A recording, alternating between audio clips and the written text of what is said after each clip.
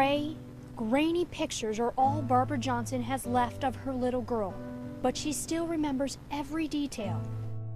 She has the same blue eyes. Her name is Anita. She was only a few days old the last time Barbara saw her. In November 1958, Barbara was just 17, pregnant, and unmarried. Girls back then did not get pregnant. That was the most shameful thing. That anybody that got pregnant was trash. Barbara's parents did what they thought best and shipped her off to a home for pregnant girls. There was 21 girls in that home when I arrived. On this quiet street in Gainesville was the Southern Rescue Workers' home. It was supposed to be a safe haven from the outside world, but Barbara says shelter from judgment came at a terrible cost. I have a place to live. I have a place to food and a home until I have the baby, and once I have the baby, it's mandatory that you give it up. You cannot keep it. You can't change your mind. Less than a month after Barbara gave birth to her little girl, she walked out of the Southern Rescue Workers' home and out of her daughter's life. This is the man she left baby Anita with, Colonel Robert Ryan. Everybody was scared of Colonel Ryan because he was colonel. This is the only picture we were able to find of Ryan, a mugshot buried deep under the dusty files inside the Alachua County Sheriff's Office. According to Barbara, the colonel got his title from those he worked with, but she says he was no hero. He was like the big bad wolf. When he spoke to you, you're supposed to jump. We dug through stacks of aged files at the sheriff's office, scoured, microfished to find out what was going on inside the Southern Rescue Workers' home. What we uncovered was startling. Teen girls testified under oath they'd been forced to give up their babies, were denied proper medical care, and they were even told if they left before giving birth, they'd have to pay $35 a week for every week of their stay, a fortune for a jobless teen in the 1950s. So why would the colonel threaten these girls if they tried to leave? The documents we found hold some answers. There were rumors Ryan was selling babies on the black market. The girls themselves had suspicions. There was a bell going off then that something's just not right here. Don't know what it is, but then you ain't supposed to run around and say things either. According to the testimony we found, desperate parents were paying as much as $5,000 to Ryan for babies. Babies like Barbara's little girl. Were you okay with that? No. In my heart, I never was, but what are you going to do? In 1961, the sheriff's office formally charged Colonel Ryan with selling children on the black market. But he never answered for those charges. While out on bond, he disappeared. Barbara Johnson says he took with him the only clues she might have to finding her daughter. The last time I seen her, I picked her up and I said, someday you can come find me.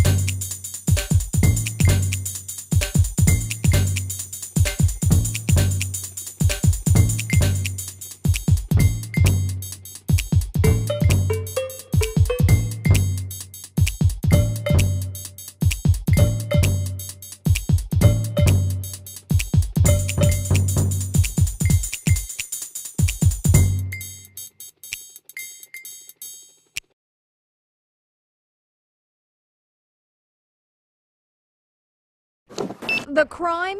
That's not right. Baffling every person who uses the library. I don't know why somebody would actually steal from a public library. But they did.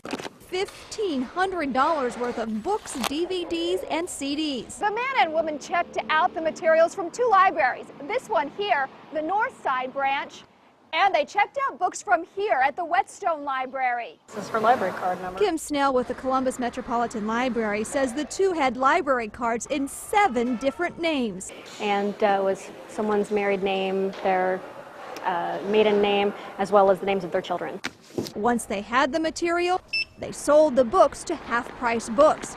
It was this store on Lane Avenue that contacted the library. We were able to get some of those materials back, but unfortunately they were vandalized, so they can't be circulated. The thieves had blacked out all of the library markings and ripped off the library tags. It really is a shame that people are going to this kind of length to make extra money to actually steal from the library, and when they do that, they're stealing from the taxpayers. The thieves' library cards have been canceled, and just in the nick of time, because one of them tried to check out books again today. It's huge. 2 on Powerball. Powerball right here, honey. So here's your 3 lines. Okay. I should sell cars where I actually make a profit.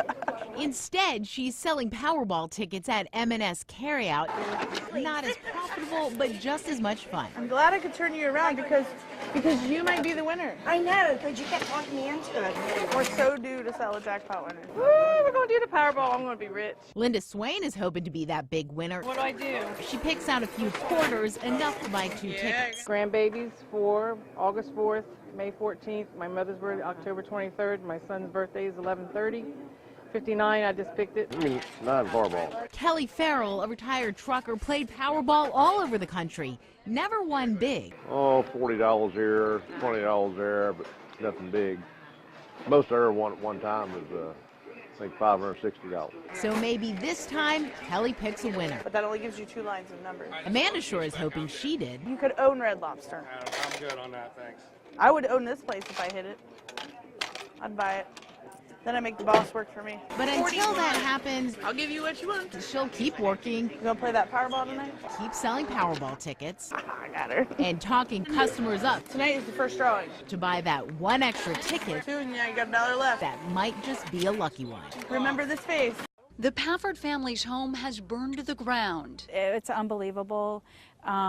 Just thinking of all the things that we had in the house that, can't be replaced. That's been the hard part. The only thing that survived the fire, a ceramic baby Jesus keepsake. Everything else gone in a wildfire that forced families to evacuate their homes. Windy and dry conditions only made it worse. A fire starting now is out of control very quickly, like this one, and it can start small and be big in no time. The Florida Forest Service says this fire is a sign of what's to come, a busy fire season. This one started after a backyard burn got out of control. There was no reason for this to happen. People should not be burning trash at this kind of weather, how dry we are. Despite the strong winds and dry conditions, there was no burn ban in place. I asked the Forest Service why not. That affects businesses as well when a burn ban's in place. So we really try to work with people to enable them to get the work done that needs to be done. And as conditions get to be more serious, then we'll look at cutting it off at that point. For now, the Pafford family hopes people will pay attention to the weather before burning anything, so no other family has to lose their home. I don't know what I would do if somebody was hurt trying to save our house.